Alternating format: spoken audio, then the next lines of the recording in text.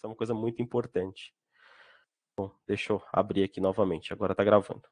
Bom, então assim, eu vou apresentar, né, a problemática central, né, da aula, da forma como eu descrevi aí. Então, eu vou fazer essa leitura rápida, né, desse esquema. Depois eu vou apresentar rapidamente o Apoena e passo a palavra para ele e ele toca a bola, tá? Bom, então, do modo como eu descrevi, né, a problemática dessa aula é a seguinte. A cidade, né, do ponto de vista dos planejadores urbanos, né, dessa perspectiva mais administrativa, né, ela costuma ser usada como recurso, né, como suporte para a implementação de intervenções, né, visando muitas vezes a distribuição, a organização dos fluxos, né, de pessoas, mensagens, imagens, objetos, né, para pontos que favorecem os interesses desses setores dominantes, né, o que implica no impulsionamento de certos movimentos, né, ao mesmo tempo que na restrição de outros, né, no travamento de outros.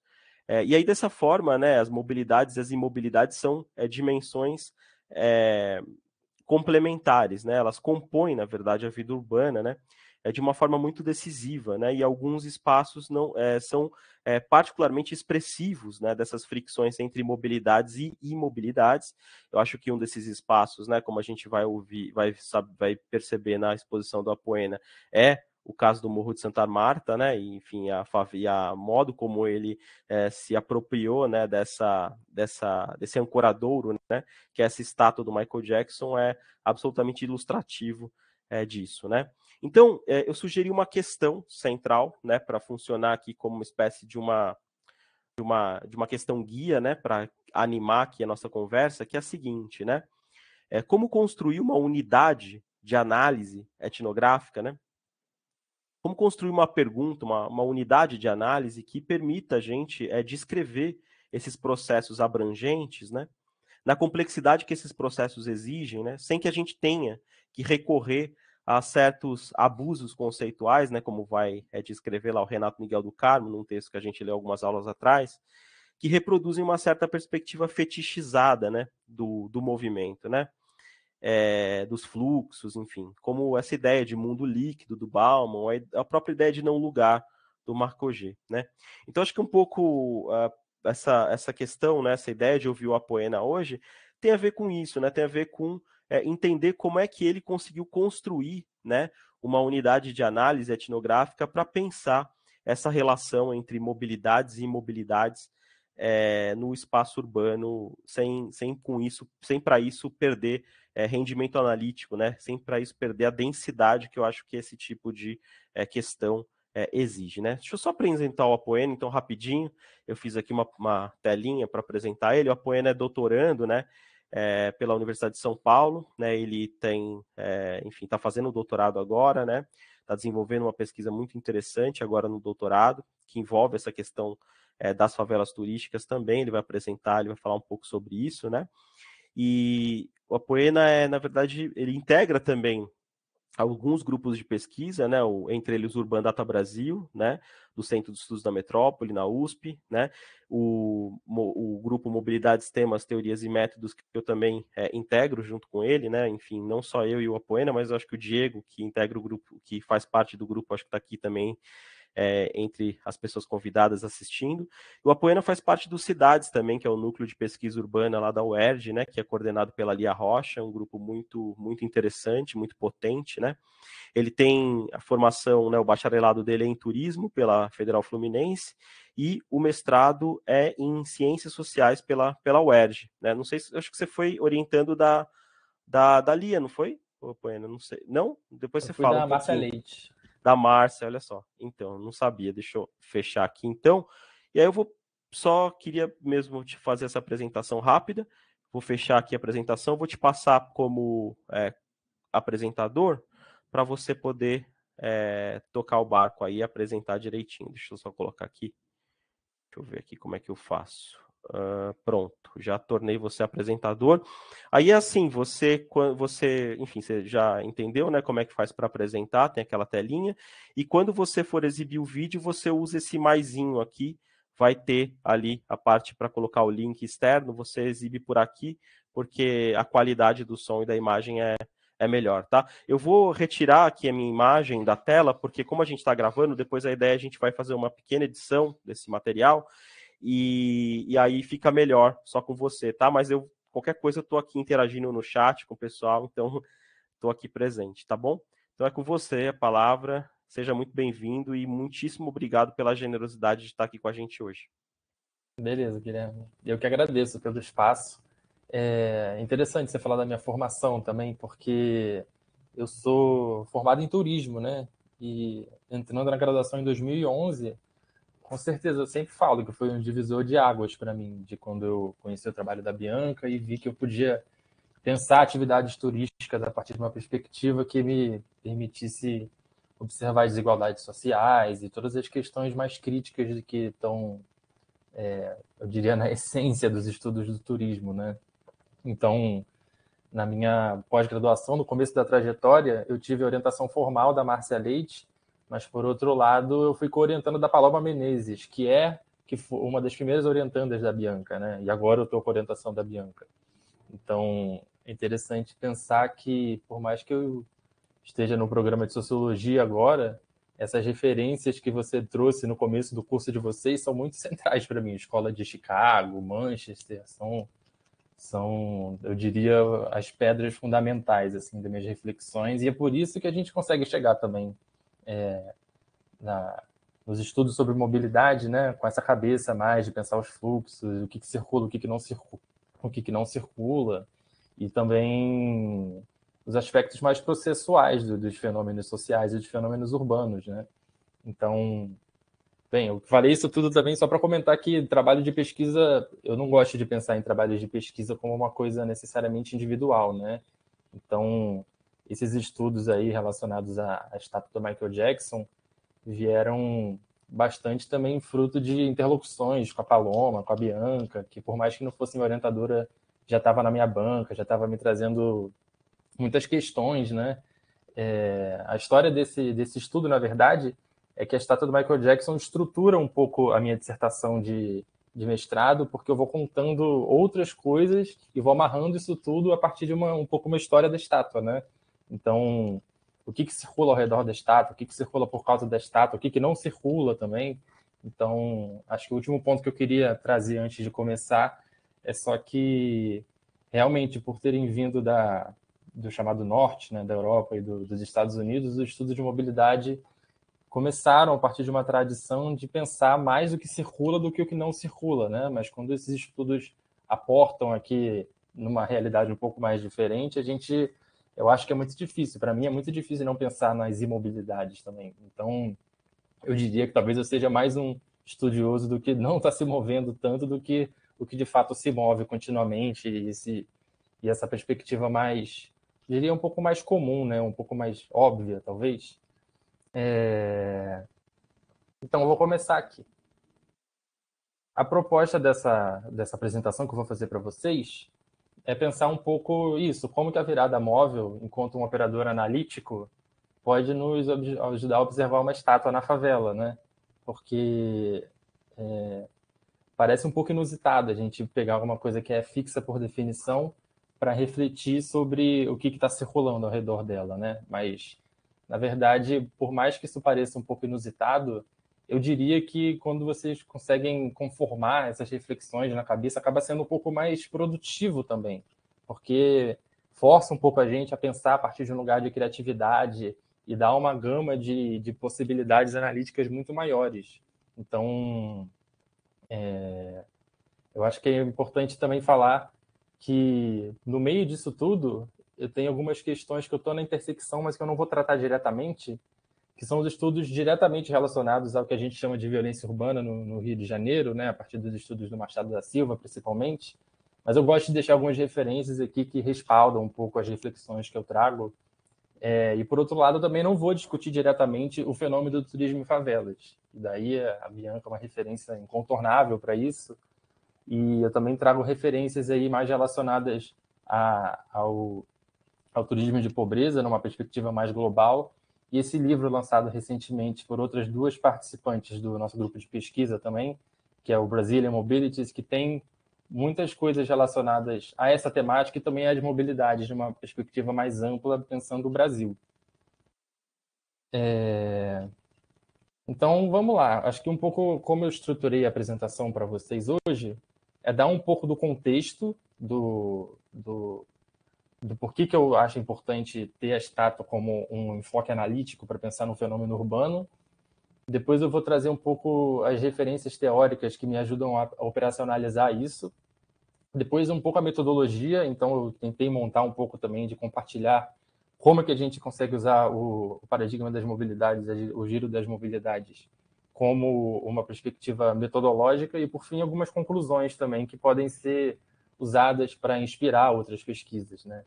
Então, dentre esses 4 pontos aí, é importante falar um pouco da favela Santa Marta, que é onde fica a estátua do Michael Jackson, né?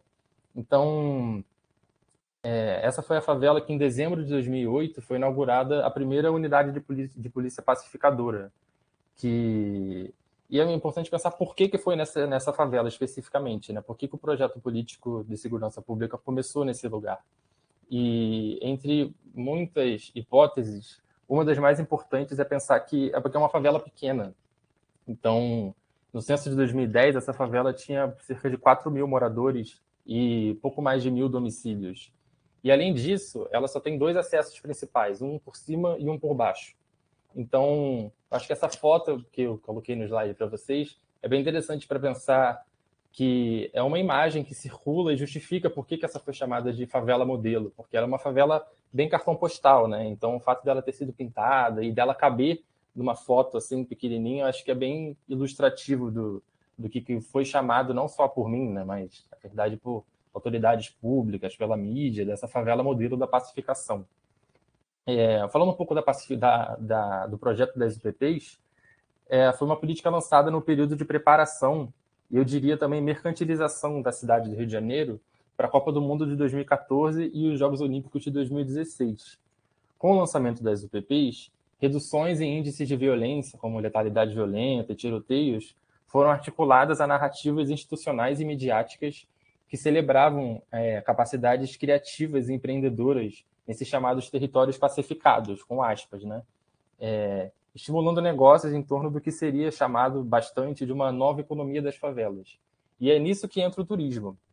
A estátua do Michael Jackson foi inaugurada no âmbito do projeto Rio Top Tour, que foi um projeto feito por uma parceria público-privada entre governo federal, governo do estado e o SEBRAE também.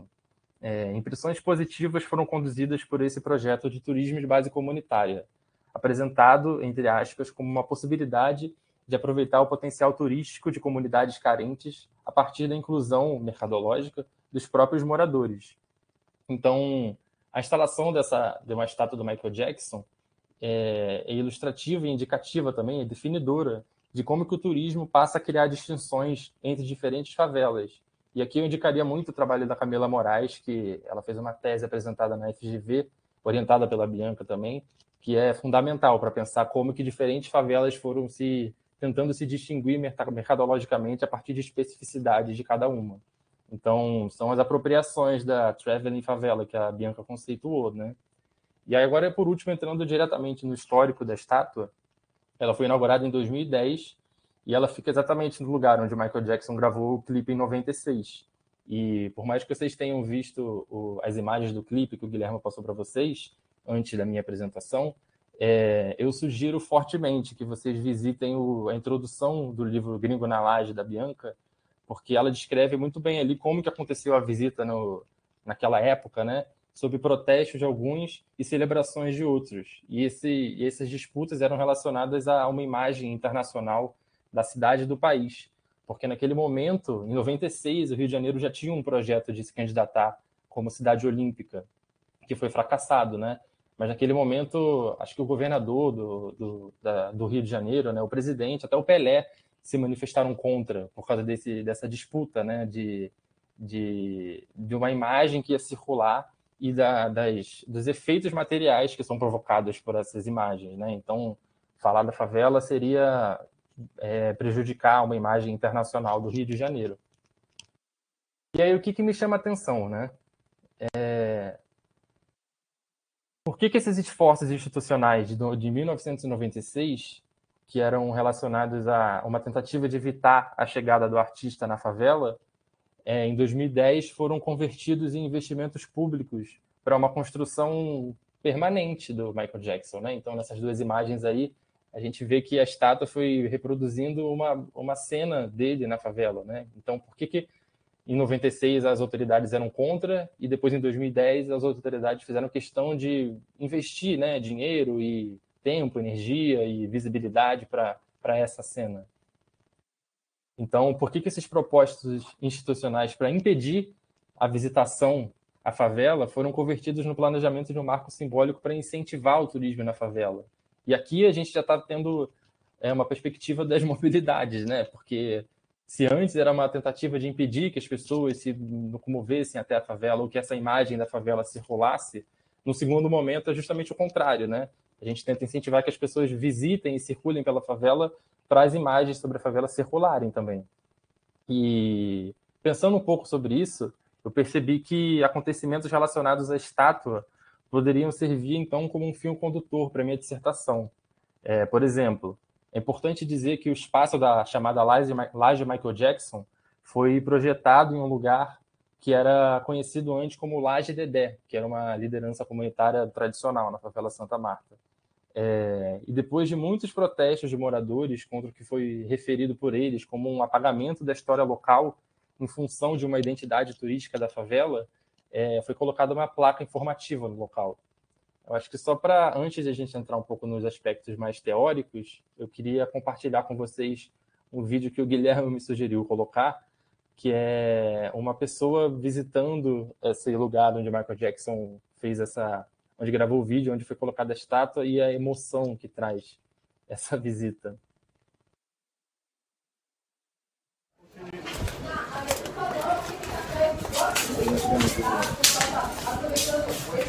Oi, pessoal, bom dia. Assis.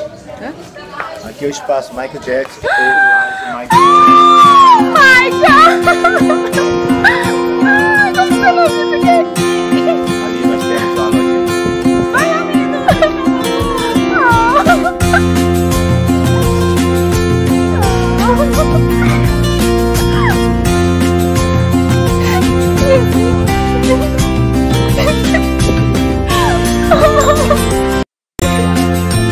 Ai, Michael!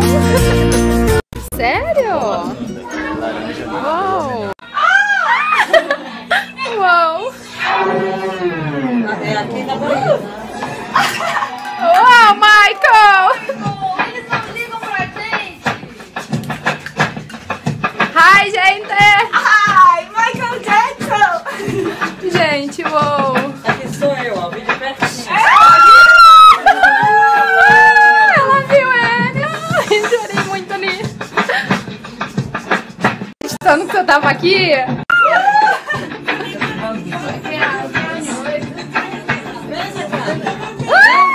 Hi!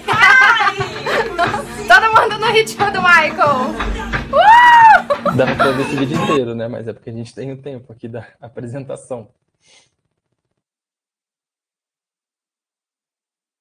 Mas, enfim, essa é a experiência de visitar a favela, né? Então, o turismo de base comunitária foi muito vendido também como um turismo de experiência e está muito relacionado ao que a gente está vendo nesse vídeo aí.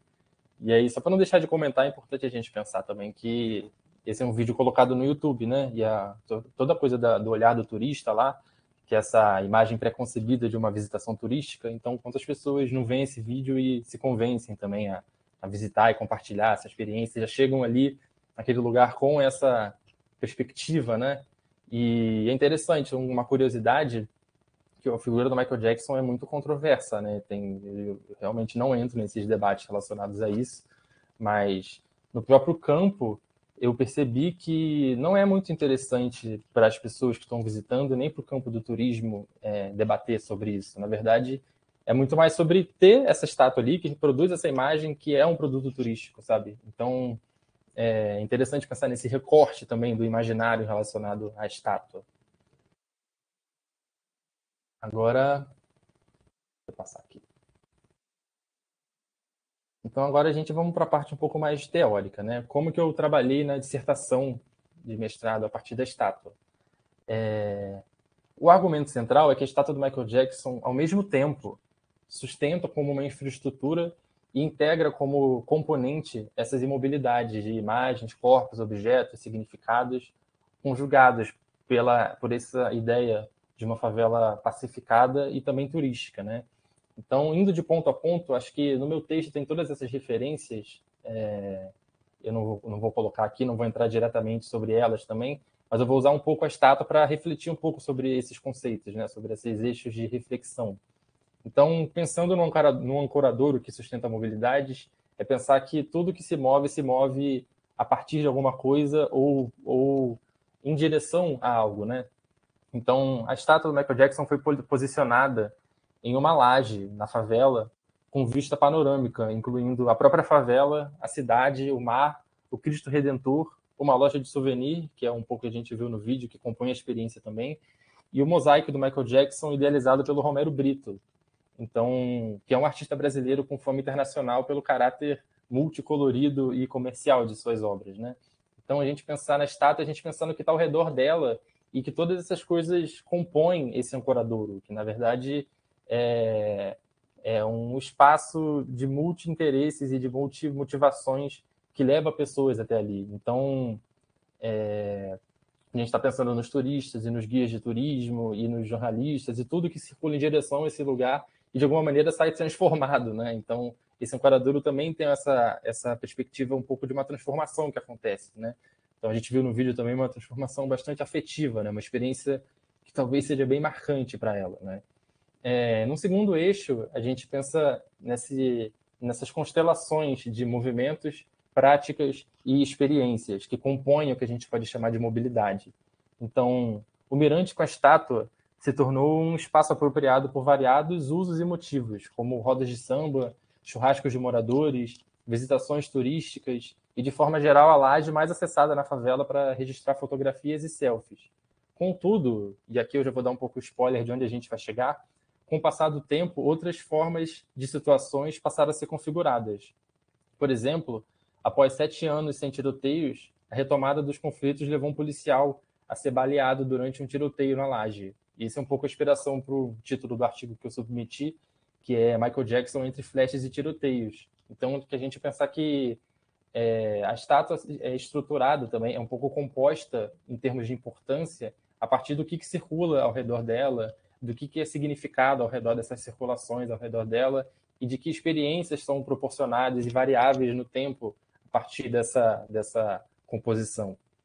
E aí, por último, pensar nesses regimes de mobilidades que, por definição, são lógicas sociopolíticas que regem os deslocamentos nos espaços urbanos e a gente poderia indicar também como múltiplas práticas normativas que determinam quem e o que pode se mover ou ficar imóvel, quando, onde, como e sob quais condições. Então, olhar para o que se move ao redor da estátua é uma oportunidade de observar deslocamentos a partir de marcadores como raça, gênero, idade, território. E essa última referência que eu coloquei nessa parte, que é um artigo meu de 2021, que foi publicado na revista Ponto Urb, que é a revista de antropologia urbana da Universidade de São Paulo, eu exploro mais essa ideia dos regimes de mobilidade a partir da favela Santa Marta, da pacificação, dos 10 anos de pacificação, na verdade.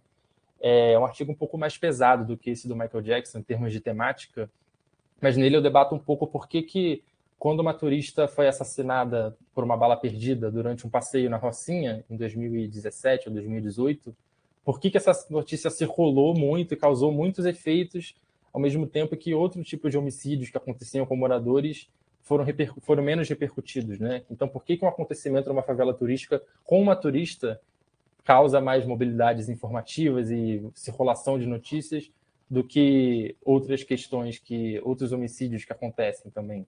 Então, um pouco pensar nos regimes é pensar quem pode circular mais ou menos, quem tem mais riscos ou menos riscos e como que um acontecimento fatal causa mais ou menos repercussão também, né? Então, caso alguém se interesse pela ideia de regimes de mobilidade, que para mim é uma ideia muito cara, e eu diria que é uma ideia muito interessante para pensar também o fenômeno da pandemia, né? Porque é o que ficou claro que a perspectiva, a possibilidade de se mover ou não se mover foi um pouco invertida na pandemia, né?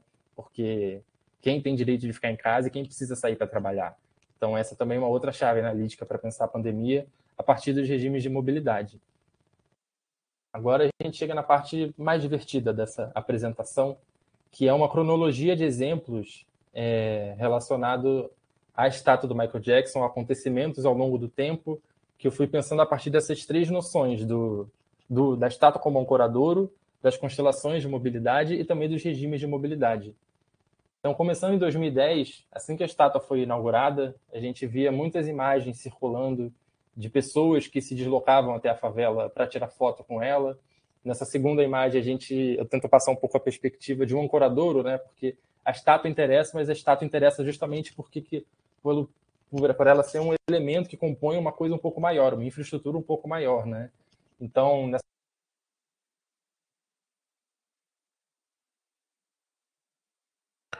Bueno, acho que mutou seu microfone. Aí. Foi, né? Sim. Beleza. Foi. Desculpa, gente. Então, nessa primeira foto, a gente está vendo aí um guia de turismo também, que é uma pessoa que passa a se mover e a estruturar um pouco, a estar presente nesse lugar para promover essas circulações também. Então, tudo isso um pouco ao redor da estátua dessa favela turística, né? E aí, no segundo eixo, a gente pensa também na circulação de mercadorias, né? Na primeira foto, a gente vê uma camisa que é comprada, uma camisa com o Michael Jackson na favela e o Cristo Redentor no fundo, que é bem importante esse contraste também de estátuas que se referem a uma cidade, né, específica, que são marcadores simbólicos de uma cidade. E no segundo também essa pintura, né, que também reflete mais ou menos a mesma paisagem, né, que é essa estátua nessa laje e o Cristo Redentor no fundo. Importante falar que essas imagens são de autoria da Paloma Menezes. E agora a gente passando um pouco por um segundo momento, porque eu diria poderia ser uma segunda temporalidade dessa estátua, que eu diria que é de 2010 para 2015, que o projeto de cidade olímpica, o projeto de pacificação, todas essas coisas foram se desgastando um pouco, né? E esse foi um evento que quebraram a estátua do Michael Jackson. E eu estava nesse dia também fazendo pesquisa, e eu pude perceber que o evento de concerto da estátua pode ser muito descrito como uma situação social nos termos da escola de Manchester, em que diferentes pessoas com diferentes interesses estão ao redor da estátua e esse dia foi bem interessante, assim. Então eu diria que a gente pode ver nessas duas imagens, artistas que se deslocaram para lá em busca de reconhecimento. Na foto de baixo é o secretário de turismo do estado, o Nilo Félix. Então políticos em busca de reputação também, jornalistas que tiraram essas fotos, estão na primeira foto ali atrás, em busca de material de trabalho. Naquele dia eu também vi empreendedores da favela que estavam lá pela oportunidade de um acontecimento turístico, tanto para levar turistas para esse momento único, quanto para tentar conversar com o secretário, tentar barganhar alguma coisa também. E também moradores que fizeram um pequeno protesto ali relacionado a esse concerto da estátua, porque naquele momento eles questionavam por que a manutenção de uma estátua turística seria mais importante do que consertar estruturas de falta de água, que estava faltando água na favela, que não tinha eletricidade, o esgoto precarizado. Então, por que é mais importante consertar uma estátua e investir nisso do que em outras coisas relacionadas à qualidade de vida das pessoas? E, por fim, eu diria também que eu estava lá, né, um pesquisador em busca de informações de pesquisa, de material de pesquisa. Então, é importante pensar de todas essas pessoas que estão circulando em busca de motivações diferentes. E, por fim, a gente tem essa imagem que circulou bastante, que para mim, é bem interessante para pensar, e aí é um terceiro momento, né? Que é um acúmulo de representações sobre o turismo em favelas e a pacificação. Essa imagem me chama muito a atenção porque nesse momento, que já em 2018 fizeram 10 anos da pacificação, né? E aí já tinha passado os Jogos Olímpicos, já tinha passado a Copa do Mundo, a situação do Rio de Janeiro já estava um pouco mais complicada. E uma pessoa me falou, eu acho que agora as coisas vão voltar a ser como eram antes. Mas como que a gente pode falar que as coisas voltaram a ser como eram antes se a gente tem uma imagem dessa, uma estátua turística com um fuzil, que é uma sobreposição de temporalidades, né? Então, antes de avançar, eu vou passar vou passar um trecho de um vídeo para vocês, que é uma reportagem da época desse ano, né, sobre esse acontecimento.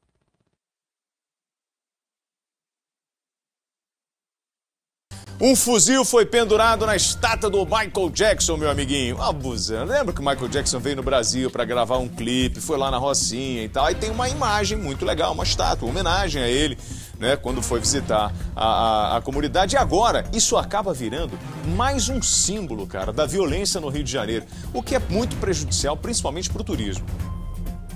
A fotografia de uma estátua do cantor Michael Jackson instalada no Morro Dona Marta, no Rio de Janeiro, mostra o astro pop com o fuzil. A polícia fez buscas para tentar prender os suspeitos de terem pendurado a arma no monumento. Seriam integrantes da quadrilha do traficante Marco Polo Lima dos Santos, preso no mês passado. A escultura em bronze foi instalada em 2010 numa laje, no alto da comunidade em Botafogo, na zona sul do Rio, onde o artista gravou um clipe nos anos 90. O Morro Dona Marta foi o primeiro a receber uma unidade de polícia pacificadora no estado em dezembro de 2008. Era considerado um modelo para a pacificação das comunidades. Mas a falência dos cofres públicos enfraqueceu essa política de segurança. Os traficantes voltaram a ostentar armas nos morros, onde as UPPs estão instaladas. Agora os tiroteios são frequentes.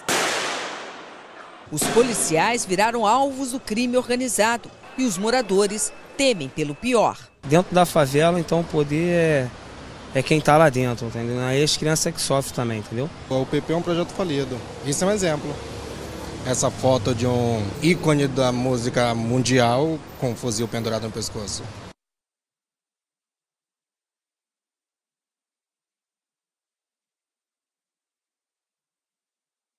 Então, eu queria que a gente pensasse um pouco agora sobre os dois vídeos que a gente assistiu, né? E a percepção que a gente tem a partir tanto do que as pessoas estão falando, quanto do que é comunicado a partir da circulação desses vídeos também, né?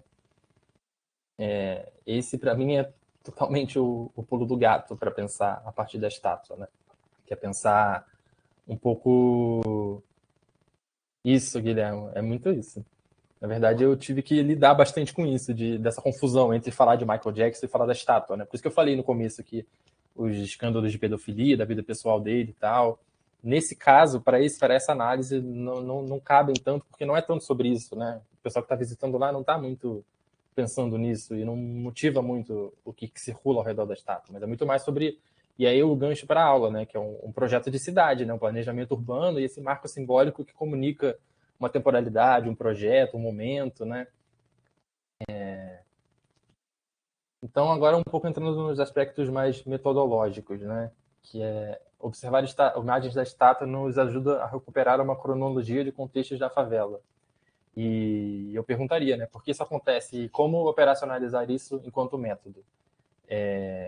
Não sei se você tiver a oportunidade de acompanhar a SP Mobilities, que foi um evento que aconteceu nas últimas 2 semanas, relacionado a esses estudos de mobilidade, e em muitas aulas a gente a temática do evento era debater metodologias, né?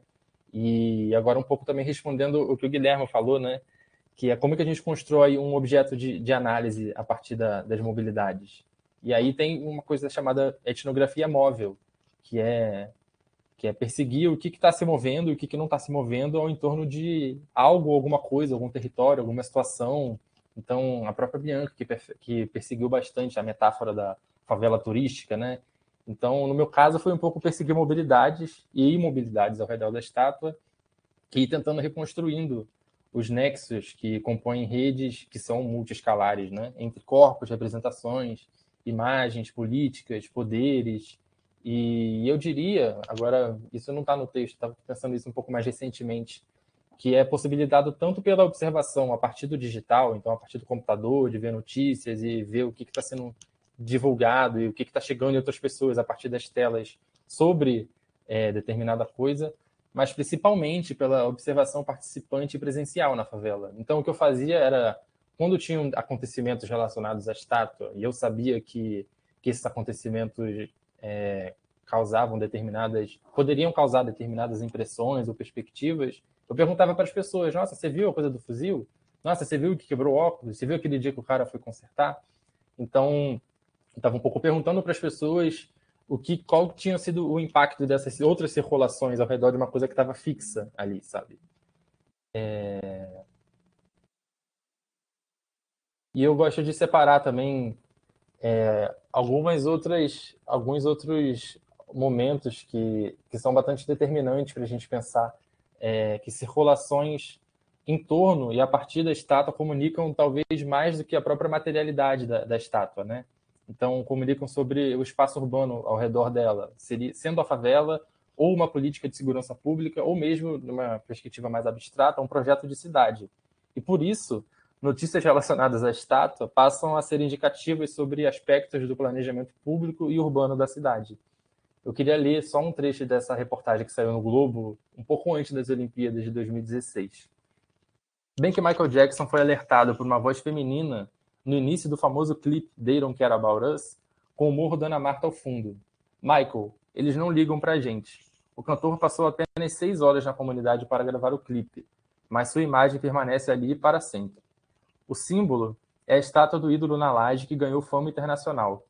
Às vésperas do 20º aniversário da ilustre visita, a peça, seriamente danificada, foi removida para uma fundição em Vicente de Carvalho, que é um bairro na zona norte do Rio de Janeiro. O reparo depende da ajuda de órgãos públicos ou de empresas. Para os moradores, a escultura da favela merece a mesma atenção das que estão no asfalto, como as de Drummond e Caymmi, na praia de Copacabana. Ou seja, a estátua passa a indicar na própria cena pública desigualdades socioespaciais relacionadas à favela, né? Então, por que essa estátua agora está abandonada e não está nem ela está sendo consertada, enquanto toda hora roubam os óculos da estátua do Drummond em Copacabana e está sempre sendo consertada? E é importante falar que alguma coisa muito semelhante aconteceu no teleférico do Alemão também, que parou de funcionar. E nesse ano, durante a pandemia, a gente teve algumas lideranças locais indo lá nas instalações do teleférico mostrar como é que aquilo, denunciar, né? Como é que aquilo estava sendo sucateado e como que isso era indicativo de um projeto político, na verdade, né? Então, a representação dessa favela pacificada vinha mudando a partir de contextos de violência, como o próprio assassinato do pedreiro Amarildo em 2013. Toda aquela coisa do Cadê o Amarildo, que foi super, pelo menos no Rio de Janeiro, a gente gritou bastante isso, porque foi uma coisa absurda, né? De que o sumiço dele e toda a repercussão pública relacionada a isso, também todos os questionamentos relacionados a isso. Então, nesse contexto, para além de um imaginário sobre uma cidade mais segura, uma sobreposição entre turismo e violência, a gente passa então, quando a gente passa a olhar a estátua, a gente deixa de ter essa percepção de um imaginário de uma cidade mais segura e esse policial, essa favela que tem um policial e também é turística, passa a ser relacionada a uma outra imagem de cidade. Na verdade, é a cidade que coloca um fuzil, é a cidade que, nossa, agora talvez não seja mais tão seguro assim visitar uma favela, né? E a imagem da pacificação se esgota ainda mais, e por isso que eu coloquei essa imagem aí, depois da notícia de que um policial foi baleado durante um tiroteio nesse mesmo lugar onde fica a estátua. E isso também faz lembrar de que por que a morte da turista na Rocinha repercutia mais? Por que a morte desse policial, quer dizer, acho que ele não faleceu, mas por que ele ter sido baleado nesse lugar justamente foi uma notícia que circulou bastante. Agora, caminhando já para o argumento central do texto, e aí entrando um pouco no trabalho do antropólogo indiano Arjun Appadurai, eu diria que o significado das coisas, quer dizer, o Appadurai fala isso, o significado das coisas não está necessariamente inserido nas formas, mas nos usos, disputas e significados que são produzidos a partir delas e também em seu entorno. E aqui eu leio um trecho. O antropólogo Arjun Appadurai, em 86, advertiu que não devemos assumir uma interrupção na chamada biografia social das coisas, enquanto houver permanência nas condições, contextos e circunstâncias sob as quais objetos circulam e são trocados, o que ele chamou de regimes de valor.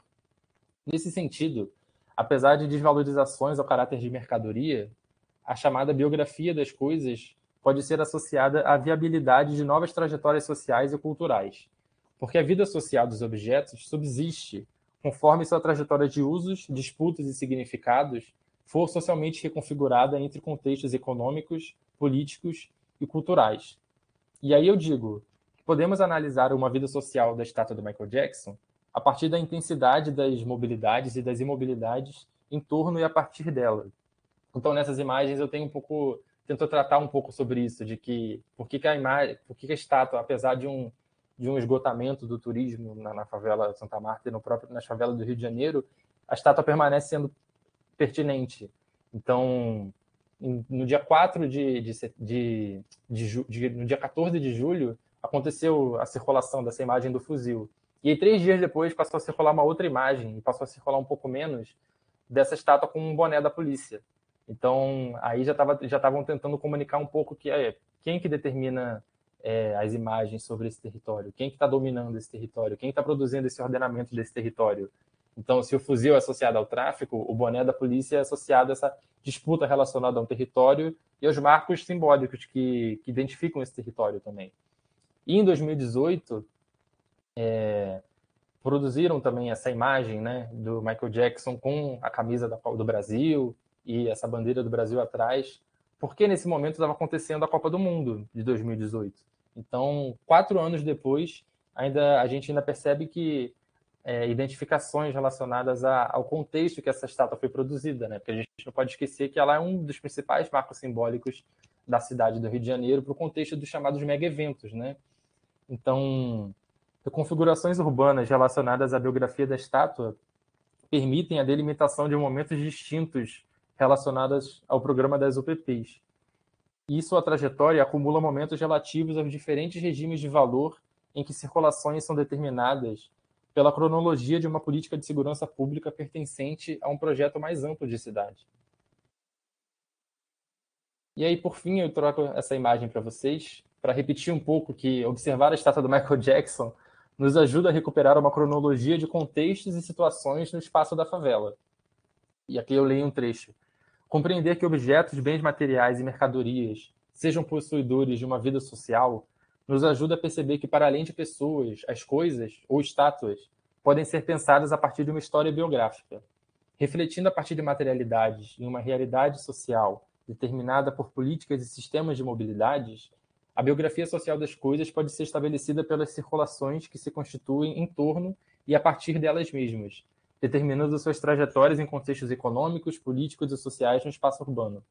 O valor, que é uma ideia cara para a noção de regime de valor, é produzido pelas circulações, e a vida social da estátua subsiste enquanto recursos de mobilidade forem inventados, disputados e projetados ao seu redor. E aí, um pouco como uma comprovação do argumento, a gente vê essa imagem, a gente sabe de qual é o contexto que se trata, né?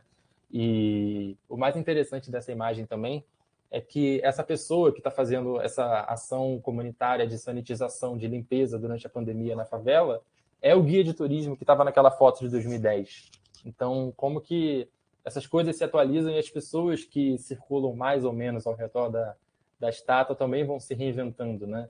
Então, o guia de turismo que ia para lá para fazer fotos com turistas agora se tornou uma das principais lideranças comunitárias nessa favela durante a pandemia, tentando circular pelas ruas, mas diferente de quando ele circulava carregando pessoas para contar um pouco sobre a história da favela, agora ele circula pelas ruas de lá tentando garantir um pouco de segurança para essas pessoas para circularem com o menor risco de contaminação. E, ao mesmo tempo, se jornalistas antes iam nessa favela para tirar fotos relacionadas ao turismo ou então a algum tipo de esgotamento de uma política de segurança pública, agora eles vão também para fazer uma fotografia relacionada a um marco simbólico da cidade e como que esse marco simbólico representa um período histórico determinado, né? Que 2020 foi bem o começo da pandemia, né? Então, eu acho que é um pouco isso que, em termos de argumento, que a estátua vai sendo reinventada, essas circulações essas imagens e notícias e o que circula a partir ao redor da estátua vai sendo reinventado. E enquanto isso for acontecendo, enquanto houverem imobilidades ao redor da estátua, ela se torna pertinente em termos de análise e como uma unidade de análise mesmo. E é isso, eu queria só agradecer a vocês, espero que vocês tenham gostado de ler o texto, que tenha provocado, não sei, inspirações ou questionamentos para vocês, e dizer que eu estou bastante aberto aqui para ouvir o que vocês acharam e tentar responder qualquer coisa relacionada à minha apresentação. Obrigado, gente. Poxa, maravilhosa a apresentação, assim, extremamente didático, extremamente válido assim para os interesses do curso, para as questões dessa aula. Seria legal se o Francisco aparecesse aqui com a gente, compartilhasse a tela, se possível. E antes da gente abrir as questões, né? Eu não sei se alguém gostaria de falar, eu não quero me antecipar e colocar as questões, eu tenho algumas questões, mas eu não sei se você quer falar alguma coisa, Francisco, antes da gente abrir para o pessoal fazer pergunta. Quero, primeiro, parabenizar o poema, muito interessante. E realmente estava pensando assim na força que foi seguir essa estátua, né, durante todo o tempo. E eu tenho, pensando eu acho que é uma boa expressão, talvez, das ideias do Appadurai, né, a respeito da materialidade vista numa dimensão de movimento, que eu acho que esse estudo exemplifica. E eu fiquei assim, impressionado com tem ali uma série de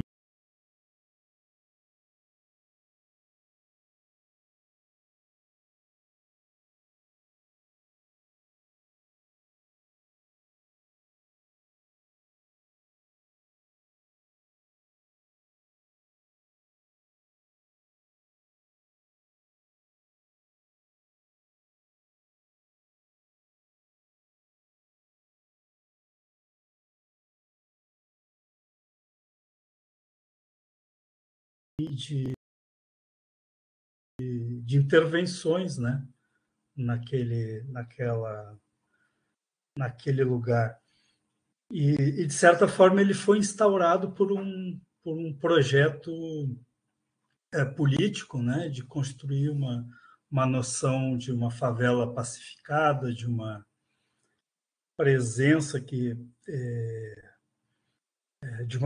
de uma inclusão, né, de certa forma, né, porque isso eu gostaria de perguntar, talvez, para você sobre esse momento de instauração, que depois vai da estátua, né, e que depois você historiciza bem posteriormente, né, mas ali eu acho interessante algumas questões, assim.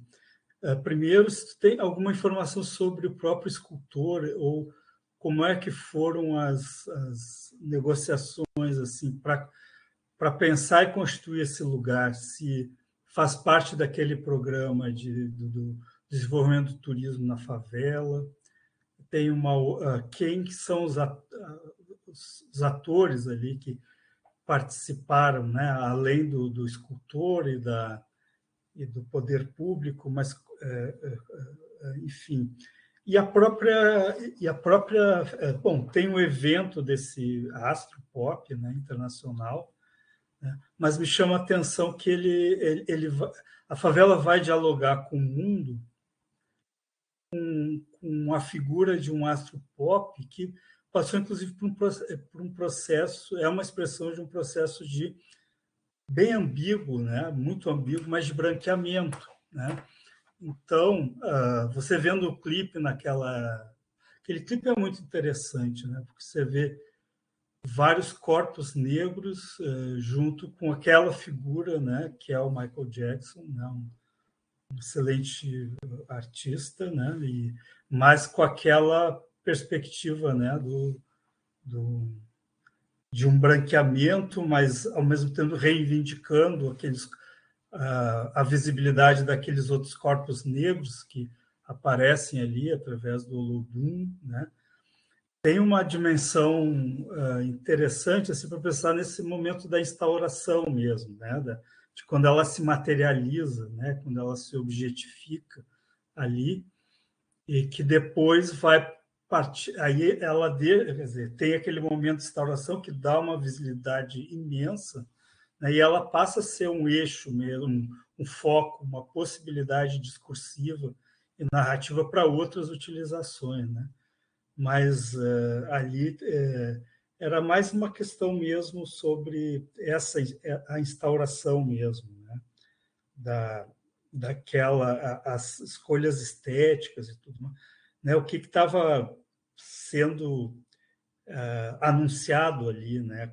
Com essa escolha, com esse personagem, também tem o Romero Brito. Você falou um pouco sobre, são todos globalizados, né? Todos globalizados, né? E é uma forma de apresentação, né? Da favela. De apresentação, de incorporação da favela a uma lógica globalizada, né? E com indícios, né, pela escolha estética de relações de poder bem estabelecidas, né? E que é interessante como isso vai se transformando com a vida da estátua, né? Quando ela deixa de ser o foco da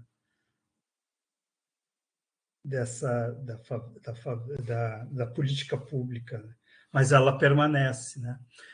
E aí é um outro ponto só que eu gostaria de trabalhar. A gente falou um pouco aqui sobre vida e morte dos lugares na aula passada, e aí a gente trabalhou um pouco com isso, com essa vida para além do que é planejado aqui, mais especificamente sobre um bairro industrial aqui de Pelotas que foi reapropriado em termos de paisagem, cenário, por outros âmbitos, né, de vida e de sociabilidade, né, e que foi retrabalhado esteticamente, inclusive, né, em função disso. E aí me lembrou muito essa permanência também da estátua, que, para além do projeto, né, ela se consolida como algo que sai do controle do próprio projeto e restabelece outras possibilidades de expressividade, de comunicação mesmo, né, que está presente ali. Então, basicamente, era pensar sobre esse momento mesmo da instauração, né, e pensar sobre a vida e morte dos objetos, né, enfim, é isso. Eu acho que é interessante, talvez, Apoena, a gente fazer um pequeno bloco, né, de questões antes de passar a palavra para você, porque aí fica mais fácil para você responder, né? Às vezes as pessoas, inclusive, as perguntas podem coincidir, né, em certos aspectos, aí fica mais tranquilo, né? Eu tenho algumas considerações também, assim, eu achei sua exposição absolutamente didática, não poderia ser melhor, assim, eu achei extremamente instigante, assim, não só eu, né, pelos comentários, você vê que agradou absolutamente a turma inteira, né? Tem algumas perguntas aqui das meninas, eu vou ler daqui a pouquinho, mas eu primeiro gostaria de fazer algumas colocações, né? Eu acho que uma primeira colocação importante, né, importante inclusive em termos do nosso curso, é que a gente vem pensando, Apoena, numa dimensão, né? A gente tem pensado muito sobre como encarar a dimensão territorial, né, da perspectiva socioantropológica, digamos, né, da perspectiva etnográfica, né?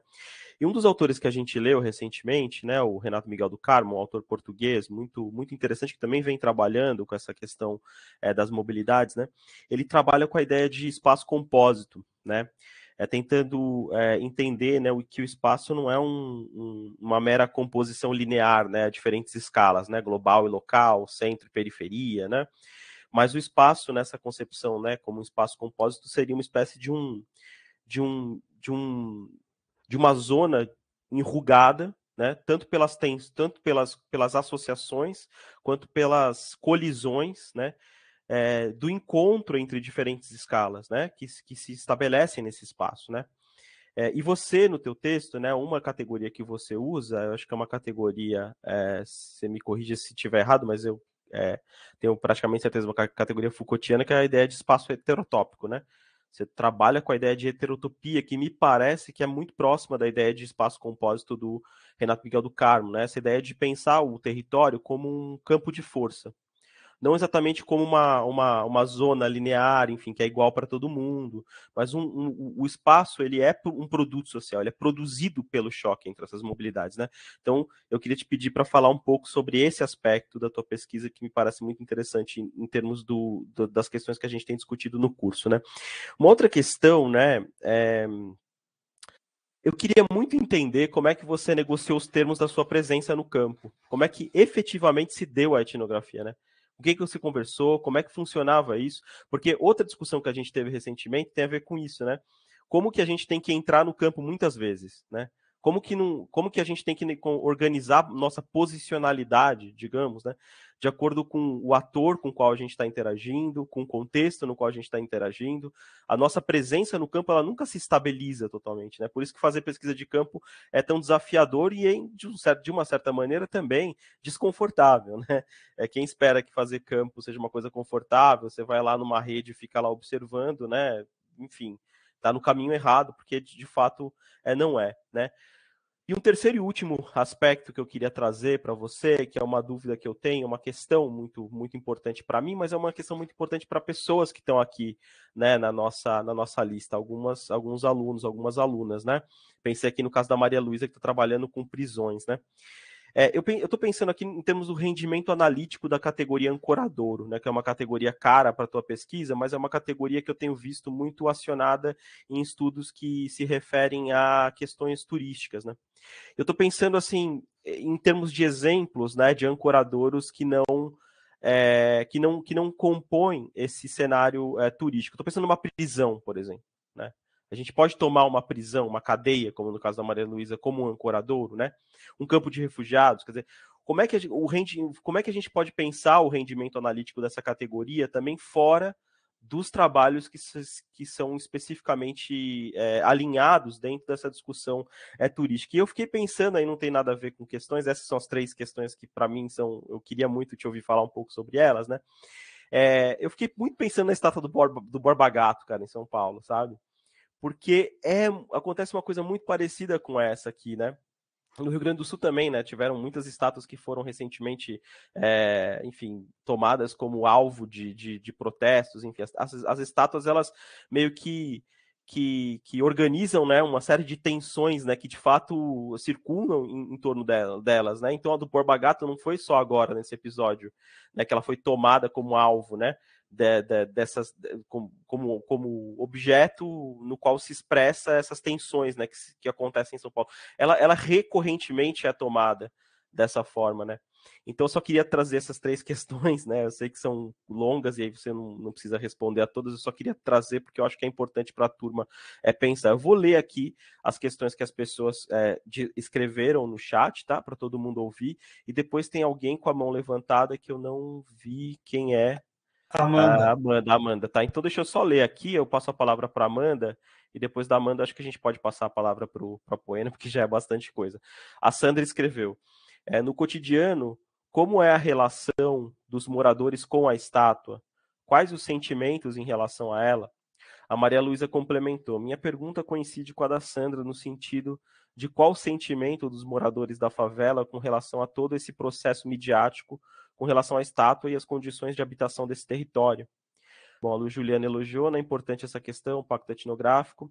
Enfim, o Rony escreveu, eu gostei muito de uma observação central que você trouxe a partir do Apadurai, o que me fez lembrar muito sobre o que se entende dentro do campo da museologia enquanto fato museal, a estreita relação do homem, objeto e cenário. Como que foi observar essas dinâmicas que estão além desse território da imobilidade, né? Foi no decorrer da pesquisa ou já havia a intenção de abarcar essas tantas outras problemáticas sociais, né? Eu acho que ele está querendo saber se você, a prioristicamente, já tinha esse desenho da pesquisa antes de ir a campo ou se isso se deu no processo, né? Amanda, pode fazer sua colocação, então, e na sequência a gente passa para o Apoena.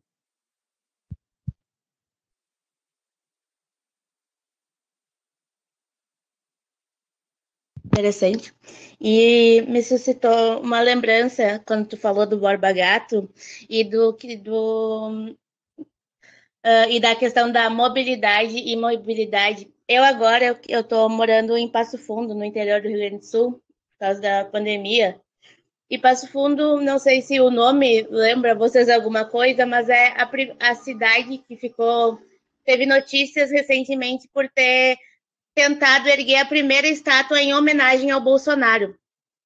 E era uma estátua que é uma estátua que não foi foi uma iniciativa privada. Então, é um senhor que ele já ergueu outras estátuas na cidade e se percebe nisso dele de criar uma narrativa própria da fala aqui. Então, ele faz encenações. Quem é do Rio Grande do Sul sabe o que é a Batalha do Pulador e da Revolução Farroupilha. Então, ele faz encenações da Revolução Farroupilha. E quem tem grana para encenar certas coisas e criar estátuas, sabe de que lado ele está valorizando em todas essas iniciativas. Tanto criando estado... É a mesma coisa do Borba Gato, do Bento Gonçalves, de setembro. E por ser uma iniciativa privada e por ter envolvido tanto burburinho, tanta polêmica, quando usaram lá no 7 de setembro, em um lugar Tá dando uma travadinha, mano. Opa! Desculpa. Com máscara, com o fuzil, as pessoas têm muito medo do que vai ser feito num espaço público com a estátua do Bolsonaro. Então, eles pegaram a estátua do Bolsonaro, já que ela não vai ser exposta em público, e deram uma volta com a estátua do Bolsonaro pela cidade para mostrar ela para os apoiadores e esconderam ela novamente no espaço que ela foi feita, que é uma estátua, assim como as outras estátuas feitas por uma opção estética aqui da cidade, e todas essas estátuas são feitas de sucata. Então, pedacinhos de sucata, que é muito simbólico também, montam essa estátua enorme das figuras que vão ser homenageadas na cidade. Então, é um Bolsonaro gigantesco, feito de sucata, passeando pela cidade para ser seguido pelos apoiadores do Bolsonaro no 7 de setembro. Então, eu achei muito legal a questão da mobilidade e da questão simbólica do Bolsonaro de sucata da cidade de Passo Fundo, que monta essa narrativa das elites daqui, né? Tanto do 20 de setembro, que é da Revolução Farroupilha, quanto da questão nacional também. Era esse o meu apontamento para lançar a questão também para a aula. Impressionante. Porque esse relato, imaginar o Bolsonaro de sucata num desfile pela cidade, não é brincadeira não, você é louco. Não tem foto, Amanda? Pelo amor de Deus. Tem sim, porque inclusive a mídia da região, ela é muito alinhada a essa elite da cidade. Então, a passeata do 7 de setembro foi muito aplaudida por todo mundo. Então, eu vou encontrar as imagens e vou disponibilizar no fórum para vocês. Vou ficar traumatizado depois de eu ver essas imagens aí. Mas eu acho que a gente pode passar pro Apoena, né? Assim, eu acho que uma questão legal também que você falou sobre a situação também foi muito interessante. Depois a gente volta nisso, mas eu acho que é legal que você reaja aí, então, às questões que foram colocadas, Apoena, e depois, se tiver tempo, a gente faz um segundo bloquinho, tá bom? Vai lá. Bem, eu queria começar dizendo que não tem nada mais apropriado do que fazer a estátua do Bolsonaro de lixo, né? Nada, é isso aí. Eu acho que é um inconsciente isso, não é possível. Eu separei duas imagens aqui que eu queria compartilhar rapidinho para responder o Francisco. Vou botar aqui, tá? E é isso, não dá para falar tanto dessa estátua sem suporte de imagem, né? E que é uma das coisas interessantes desse estudo também.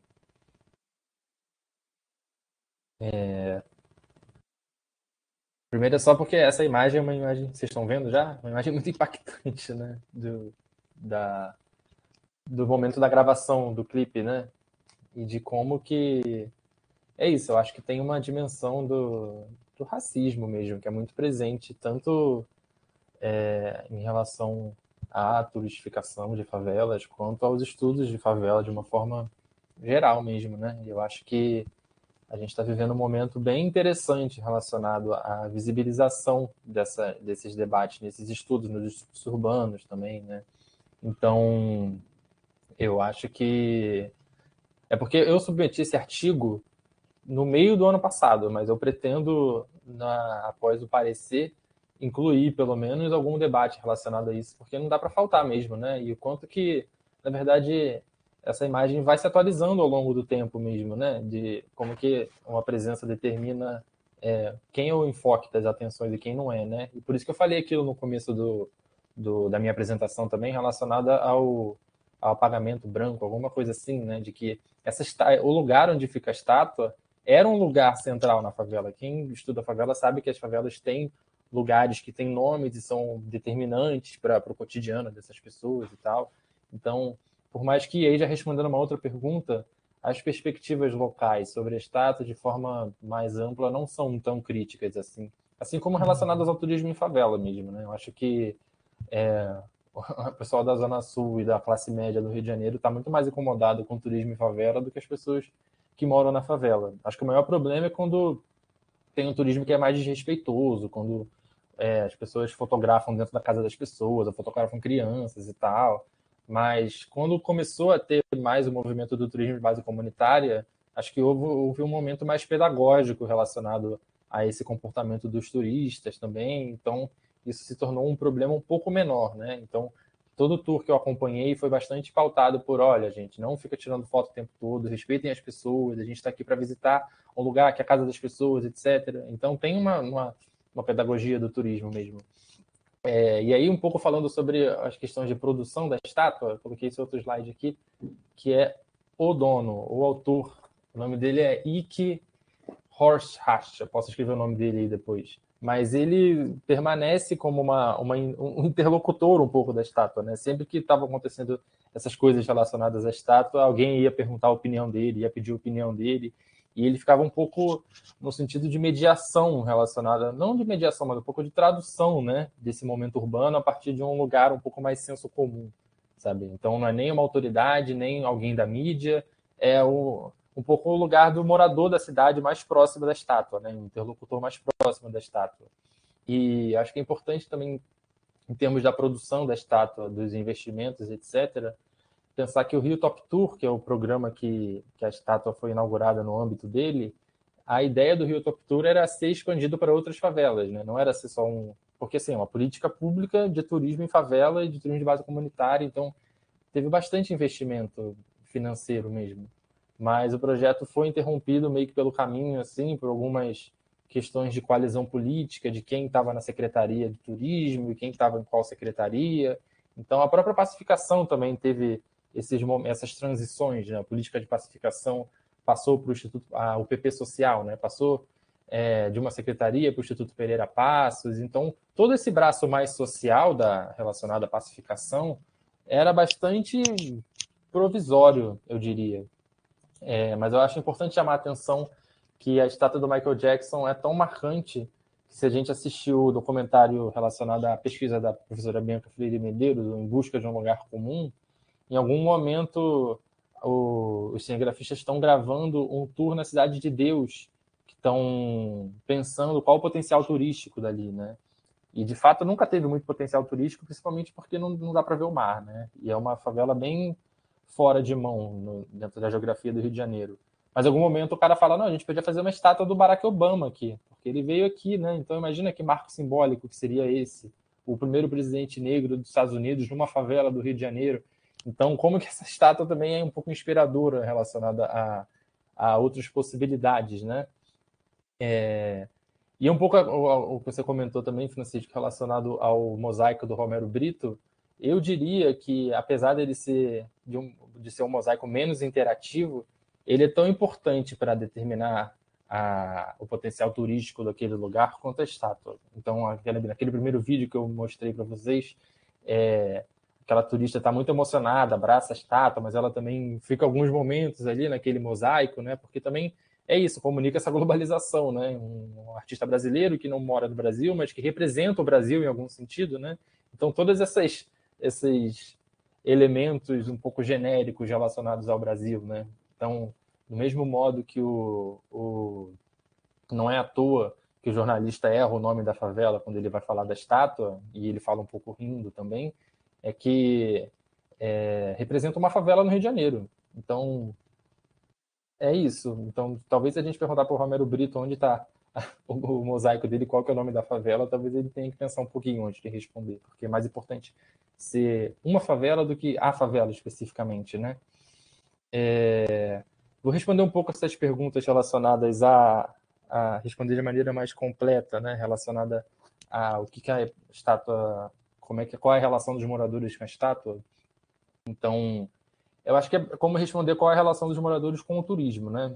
Então, a partir do momento que o turista está incomodando em algum sentido, então tem muito turista na favela, então está impedindo a circulação nas vias, alguma coisa nesse sentido, aí vira um problema. Então, quando é aquela relação que estão consertando, do que significa, né? Estão consertando essa estátua, mas não estão consertando as coisas que o meu abastecimento de água.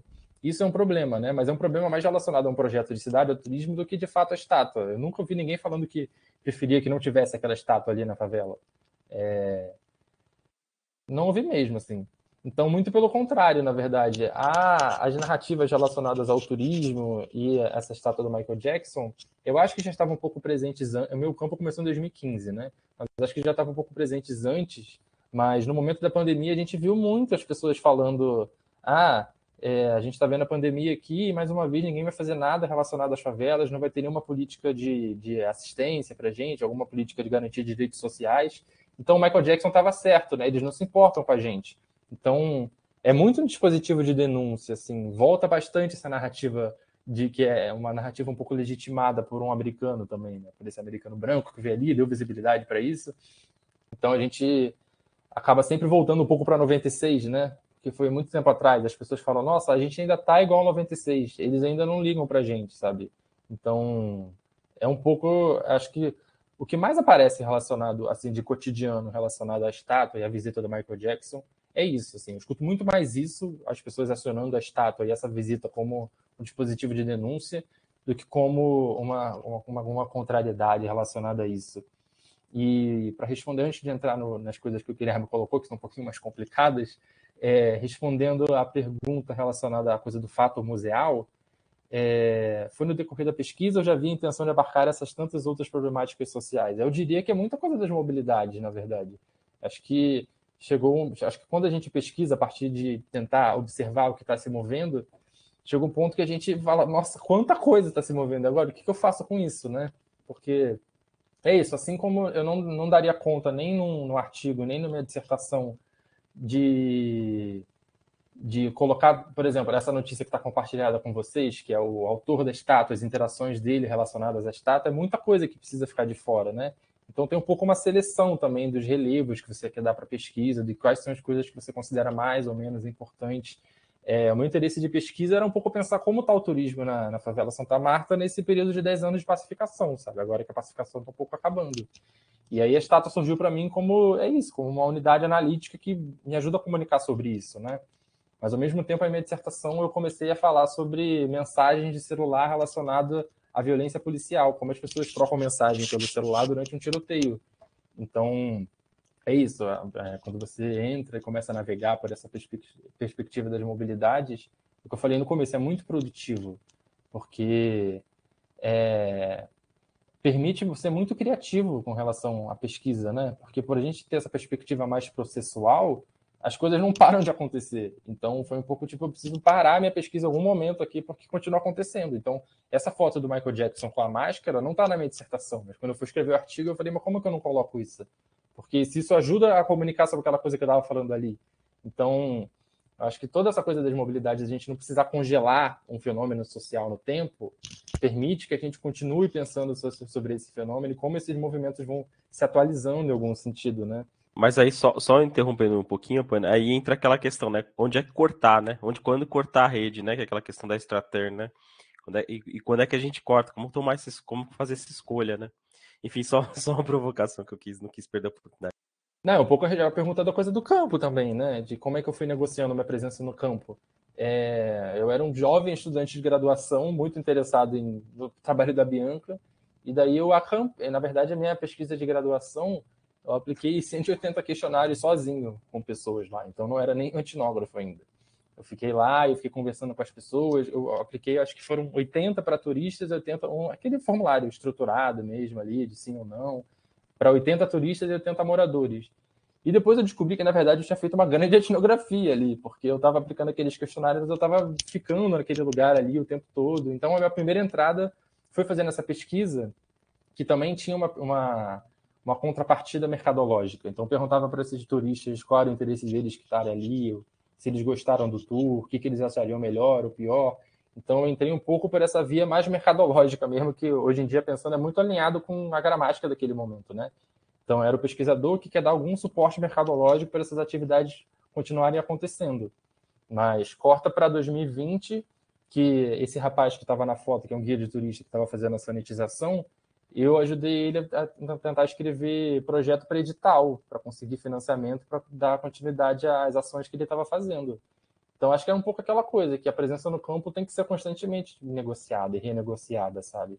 E eu diria que, por uma questão de princípios políticos, a gente tem que sempre pensar em dar alguma coisa de retribuição. Porque acho que, para mim, o principal é estar ouvindo essas pessoas e aprendendo com essas pessoas. Eu falo bastante que eu aprendo mais no campo do que com um livro acadêmico, até. E fazer essas traduções, é claro que isso é muito importante, muito interessante, mas eu acho que, para mim, é essa relação de negociação, de estar sempre pensando o que eu posso dar em troca também, como que eu posso contribuir com qualquer coisa que essas pessoas precisem.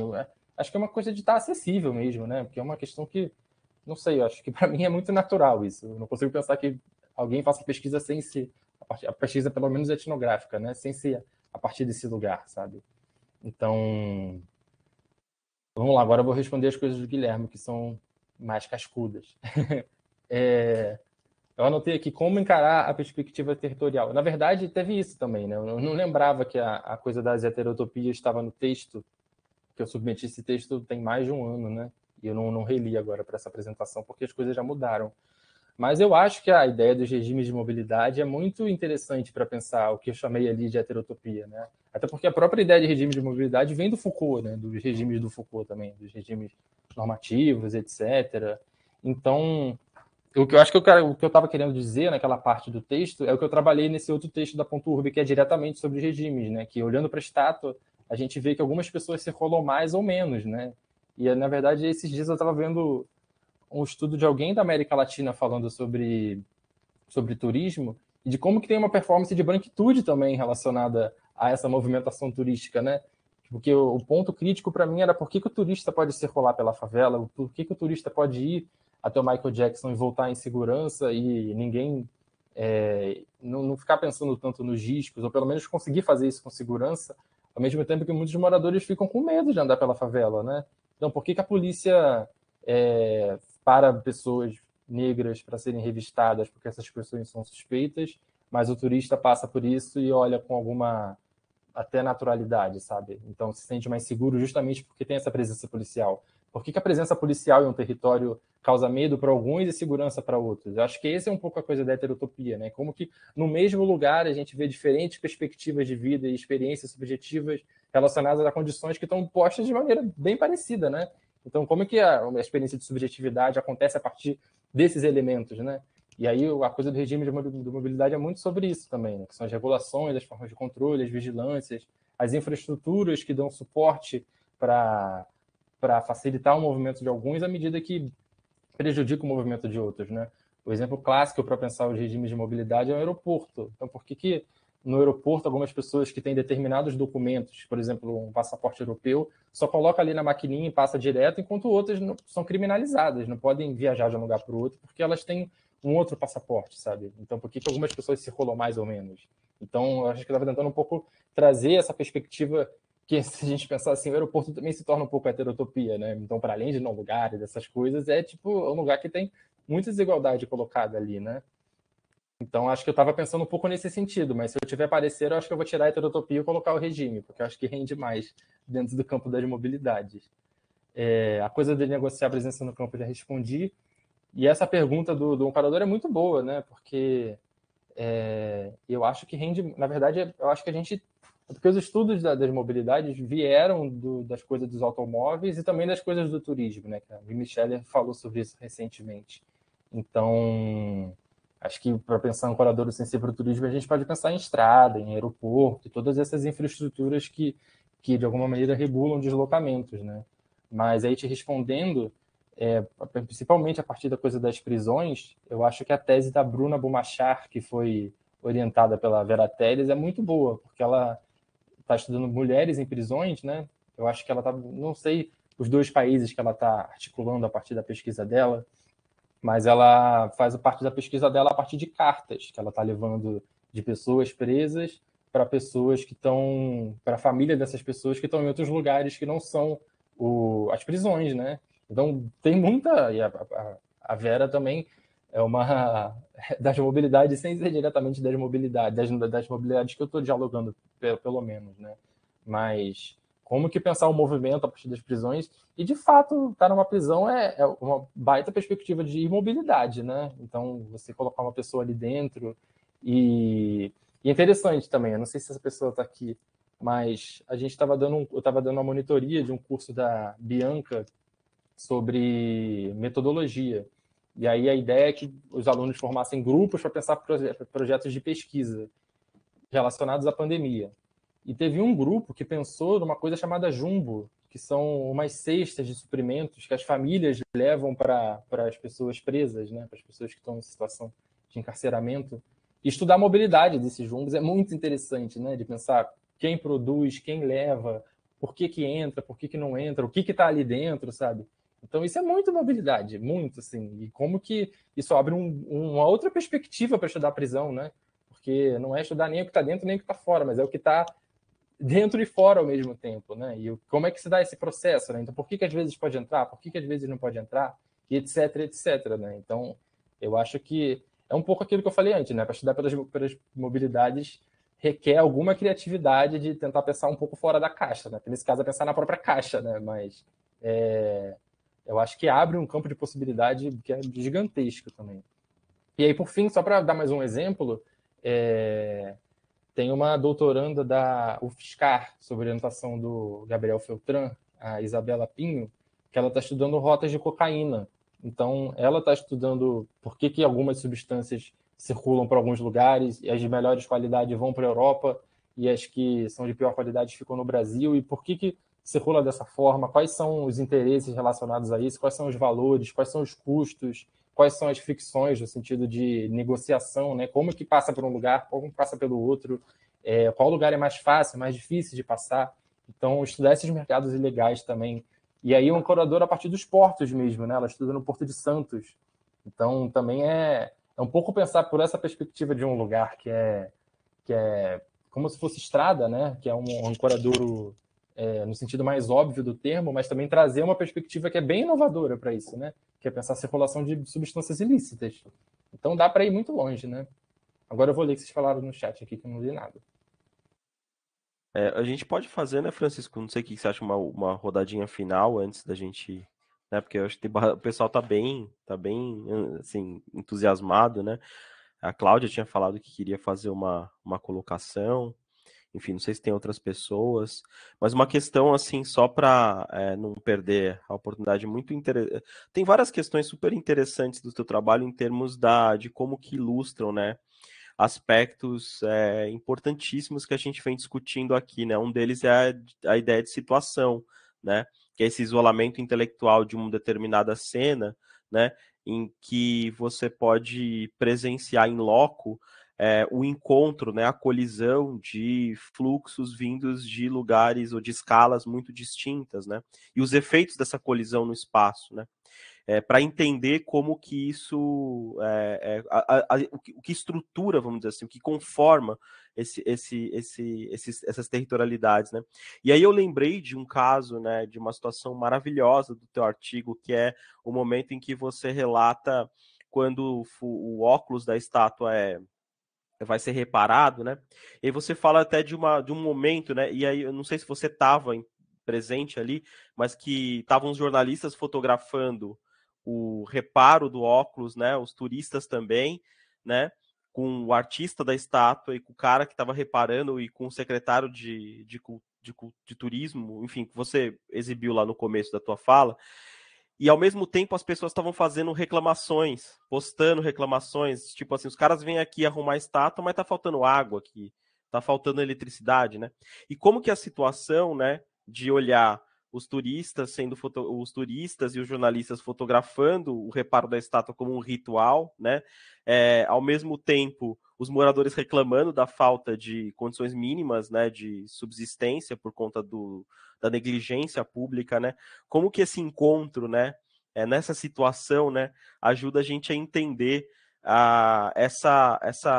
essa organização do espaço, né, pela fricção entre aquilo que pode se mover e o que não pode se mover. E aí tem uma discussão que é a discussão do direito de ir e vir, né, que é uma discussão também muito importante do teu artigo, né? O direito de ir e vir para quem, né? Porque da perspectiva dos moradores, né, o que me parece, pensando a partir do teu artigo, né, essa situação toda, né, esse adensamento turístico em torno da estátua foi muito complicado, porque principalmente na medida em que o projeto das UPPs foi se desgastando, né? Porque na medida em que o projeto ia se desgastando, o tráfico ia voltando a assumir, vamos dizer assim, um certo controle maior sobre aquela territorialidade, né? Sobre enfim, os regimes de ordenamento ali daquele território. E essa proximidade entre esses fluxos turísticos, né? O tráfico, né? E a polícia, né, da perspectiva dos moradores, né, tornou a mobilidade uma coisa, o movimento, né, porque mobilidade não é movimento, né, mobilidade é uma economia em torno do movimento, mas tornou, da perspectiva dos moradores, esse ir e vir ainda mais complicado, mais difícil, né? Então, assim, a questão da situação é perfeita no teu trabalho, assim, para a gente entender, né? Essa situação do reparo da estátua é maravilhoso. Eu estou chamando a atenção disso, não é nem para você responder, é para os alunos, né, para ilustrar um pouco, assim, melhor, né, mais claramente, aproveitar, né, o caso de como se dá uma situação, né, teoricamente. Eu tenho também só para aproveitar, me chama a atenção, assim, a relação, considerando as questões as relações de poder que estão presentes aí, esses processos esse processo de inserção da favela, né, num regime mais global, né, como foi o caso aí do Michael Jackson, né, e em alguns momentos você falou de uma visão positiva dos moradores, né, se estabelecendo em função desse tipo de inserção e de relação. E aí eu estava pensando que sobre essas inserções, que de certa forma esses espaços estão constituídos por outros processos de globalização, como, por exemplo, a droga, né? E a circulação de drogas e coisa tal, que tem efeitos, né, de construção de território também, né? E que cria relações de poder. Então, há uma conexão, uma convivência, pelo menos, de diferentes formas de mobilidade e diferentes desafios para construir a possibilidade de direitos de ir e vir, e de maior ou menor restrição, dependendo, né, de como esse modelo é estabelecido, né? A minha pergunta básica é que, se a gente for pensar, por exemplo, no tráfico e no turismo, e nessa presença desse tipo de circulação, né? Como, do ponto de vista dos moradores, né? Eu sei que não é nem não é o objetivo da tua pesquisa, mas para pensar sobre também esse tipo da recepção, né, e da possibilidade de você produzir uma abertura para outros universos e outras possibilidades de vida, que no fim o ancorar de uma estátua ali, a possibilidade do que ela envolve ali, representa para esses moradores, né, os habitantes do lugar, né, diante desses outros regimes de globalização que existem ali presentes também. Era um comentário, uma questão mesmo, se você quiser. A Cláudia quer fazer uma colocação também, né? Cláudia, bom, acho que, não sei se vocês se conhecem, a Cláudia fez também o SP Mobilities, né? E, enfim, é monitora aqui do curso, a professora também. Vai lá, Cláudia, manda ver. Então, não, queria dizer assim que eu estou muito feliz assim de ter lido o texto do Apoena, e eu conheci o trabalho dele agora, durante a pandemia, né, nesses eventos que tem aí, Unicamp, USP, esses negócios aí que a gente pode participar, assim, e eu achei muito bacana, assim, e a gente trabalha com esse mesmo autor, que é o Appadurai, assim, e pensando essa questão dos objetos, assim, e aí agora, assim, hoje de manhã eu li de novo o texto, assim, pá, me explodiu a cabeça, porque eu pensei assim, esse negócio da imobilidade, né? Eu trabalho com as feiras em Montevidéu, que são móveis, né? As feiras se montam e se desmontam nos seus dias. Mas dá para pensar essa questão da imobilidade relacionadas aos territórios que elas estão e das disputas e dos conflitos que isso gera. Porque em Montevidéu tem um coletivo que se chama União de Vizinhos de Feiras e Periférias de Montevidéu. Porque periférias é o que vai para além das feiras. Então, Tristan Narvarra, que é uma das feiras que eu pesquiso, ela teria oficialmente 7 quadras. Por conta das periférias, ela tem quase 60. Né? E aí tem esses coletivos que ficam pedindo a rotação dessas feiras de território, que elas mudem de lugar, porque elas acabam causando uma série de inconvenientes para os moradores daquele lugar, né? Relacionadas ao ruído, relacionadas aos carros que estacionam na frente das casas e as pessoas não conseguem sair com seus próprios carros.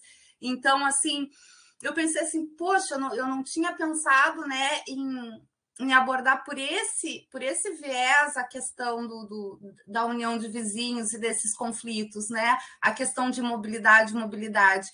E aí eu li teu texto agora, meu irmão, e eu digo, que massa, olha aqui, ó, deu, que é isso. Então era isso só, assim, não tem pergunta não, muito bom teu trabalho, assim, né? Teu nome tem tudo a ver mesmo. E era isso, obrigada. Falando do Mano, muito bom. Do primeiro nome dele. Do segundo também, mas do primeiro. Não, tem uma coisa muito legal no que você falou. Que vê longe.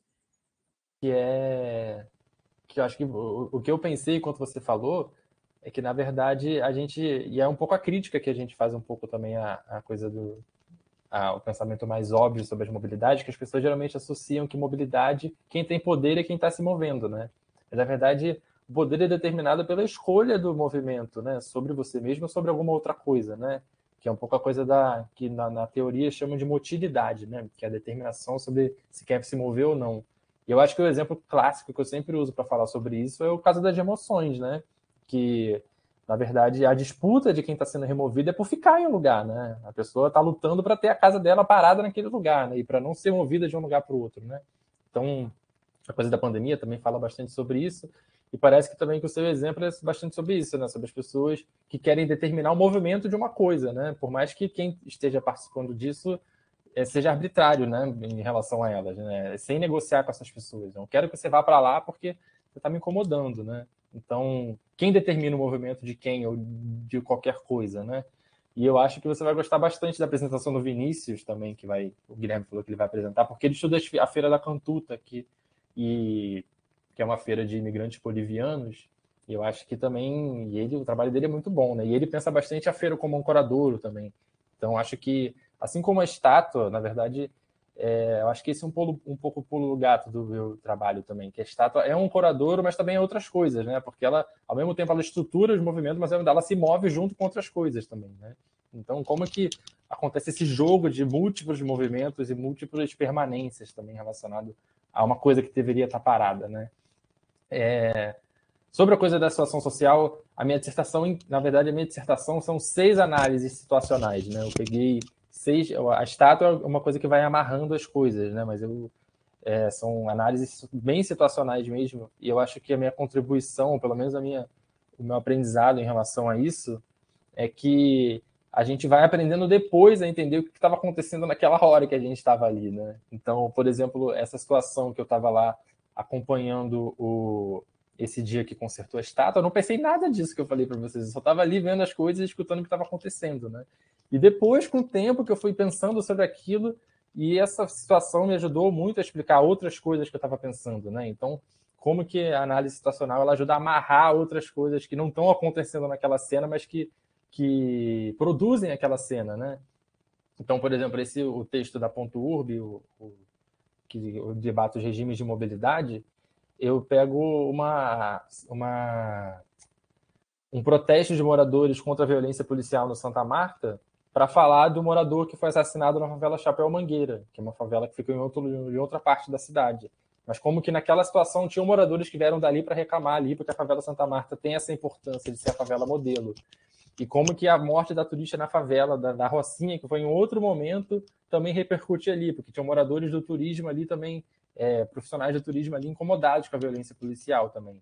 Então, como que um protesto, na verdade, é isso. Se a gente pensar nos protestos contra o Bolsonaro, ou a favor do Bolsonaro, as pessoas têm diversas motivações para estar ali, né? E pensar nisso sobre uma análise situacional ajuda muito para entender por que aquela situação está sendo produzida, né? Porque a situação não se dá naquele momento só, né? Ela se dá antes e depois, né? E, por fim, a coisa do território, né? Eu acho que a gente tem pensado bastante sobre isso, até no MTTM, né? Que é pensar que, na verdade, os territórios são bastante constituídos por esses fluxos que acontecem ou não em determinados momentos, sim ou não, né?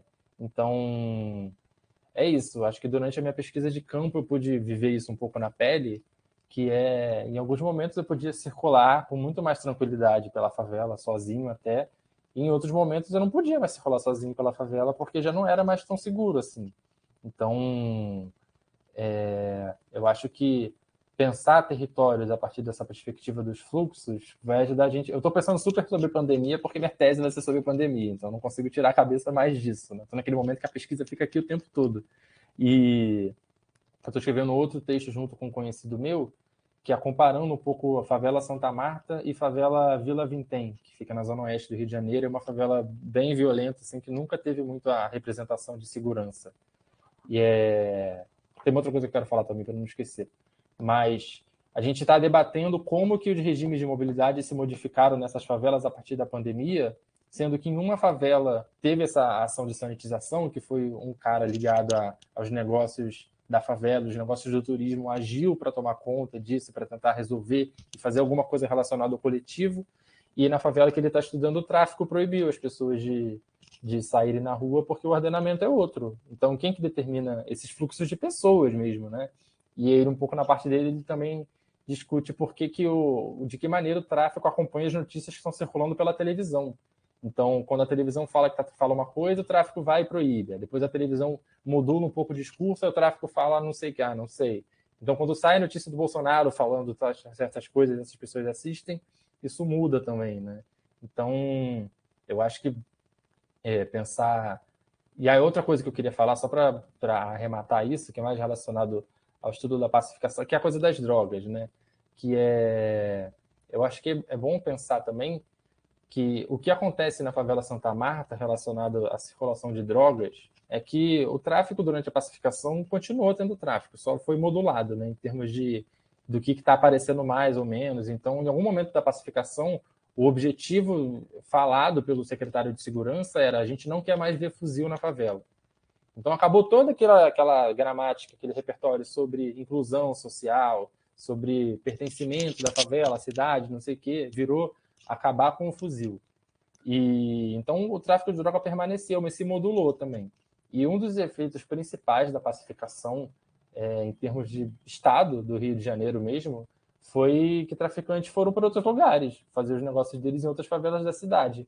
Então tem um artigo do Jonathan da Mota, que saiu na .urb também, numa outra edição, que ele fala sobre o efeito da pacificação nas favelas não pacificadas, né? Porque também teve, porque na verdade é isso, né? É muito uma coisa de fluxos também, né? Tipo, o fluxo de tráfico de droga, de tráfico de arma, dos negócios relacionados à milícia, etc., continuaram acontecendo. Foi para Baixada, foi para São Gonçalo, foi para Paraty. Então, é isso. Eu pensava isso bastante até na época mesmo, antes de pensar pelas mobilidades, né? Para onde que essas pessoas vão? Porque o tráfico não vai acabar de uma hora para outra. Essas pessoas não vão se incluir na sociedade sem uma política que de fato promova isso, né? Então, pensar pelas mobilidades ajuda a pensar também o que aconteceu em outros territórios pelo que está acontecendo nesse território, né? Porque está tudo meio cruzado, né? Acho que é isso, né, Francisco? Poxa, não vamos abusar muito do Apoena, deve estar cansado. Queria agradecer, assim, sem palavras, Apoena, imensamente, assim, pela generosidade, pela atenção, pela dedicação, né, pelo modo como didático, né, cuidadoso, como você organizou a tua fala. Pra gente, assim, foi um presente, né, Francisco, essa fala. Enfim, sem palavras, eu queria muito te agradecer. Depois a gente faz, né, Francisco, um certificado, um atestadozinho para enviar para ele. E, poxa, muitíssimo obrigado mesmo, assim, acho que a turma também deve estar pensando, todo mundo como eu, como o Francisco, lá, todo mundo te elogiando lá no chat, vai receber elogio até amanhã, assim, porque maravilhoso mesmo, aprendi horrores, assim, te ouvindo, e, enfim, não sei se você quer fazer algum jabá, falar de alguma coisa que tá para ser publicada, dar algum recado, se você quiser, só dizer aí.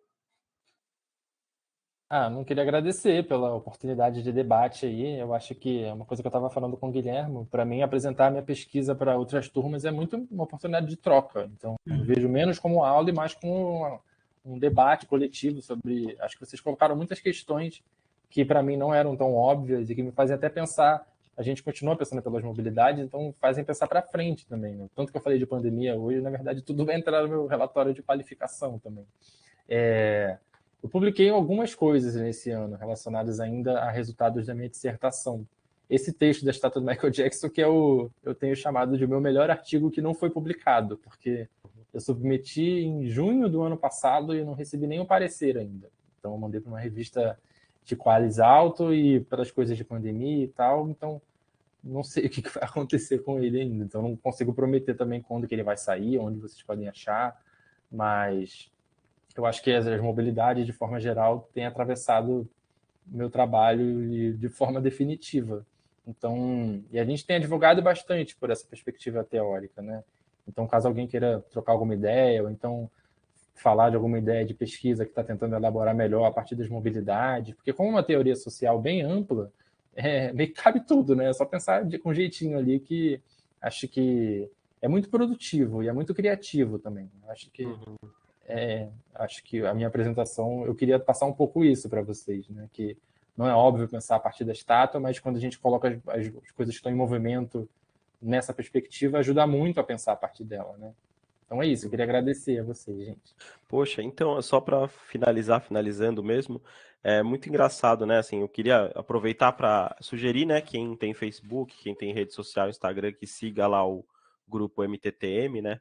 Mobilidades, Temas, Teorias e Métodos, que eu faço parte, o Apoena também, o Diego, que estava aqui, teve que sair também, o Vinícius, que vai vir apresentar a pesquisa dele sobre a Feira da Cantuta também.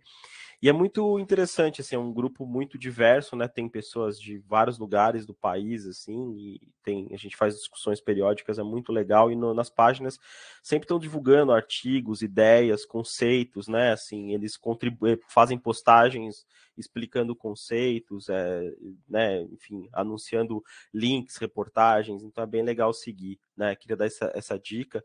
E dizer isso, né, assim, é engraçado porque esse curso também está muito, acabou que no final ficou bem concentrado nessa discussão do paradigma das mobilidades para pensar o urbano, né, o fenômeno urbano. Então a gente teve você hoje, essa apresentação maravilhosa, a próxima vai ser eu, né, depois dessa sua apresentação, assim, eu estou pensando, assim, como é que eu vou fazer, porque, enfim, foi ótima mesmo.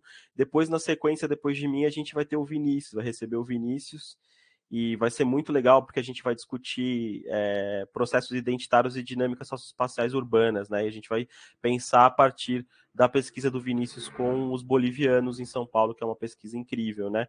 E é legal, né? Porque você está fazendo doutorado agora, você está em processo de pesquisa, o Vinícius está fazendo mestrado, acabou de terminar o mestrado, né?